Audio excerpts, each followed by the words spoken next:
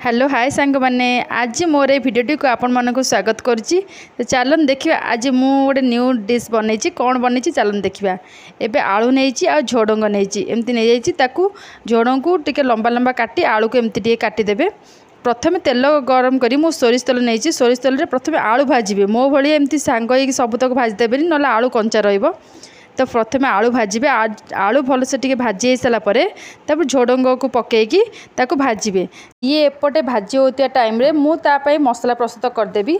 तो अदा नहीं रसुण नहीं कंचा लंका नहीं आपको भलसे छेचिदेवे। छेची सारिकी कटा पियाज कटा बिलाती आ दही नहीं ताको रखिबे साइड करिकी।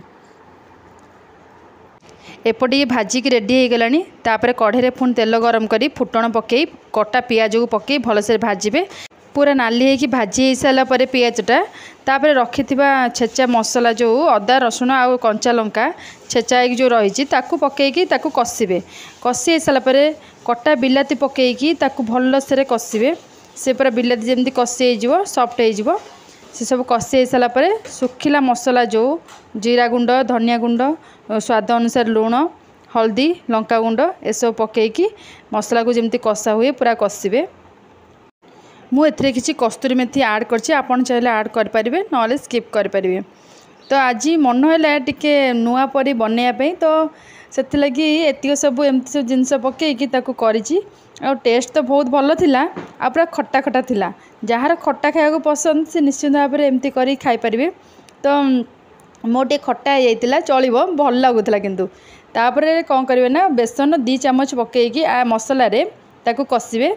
से टिके कषि हो सारापर रखि दही को फेंटिक रखि दही तादे पकईकी भलसे पूरा भलसे कषिबे जमी मसला तेल बाहर जीव। रुटी सहित ए तरकारीटा बहुत भल थिला। आपन चाहिले एमती किछि करिकी खाई परिबे।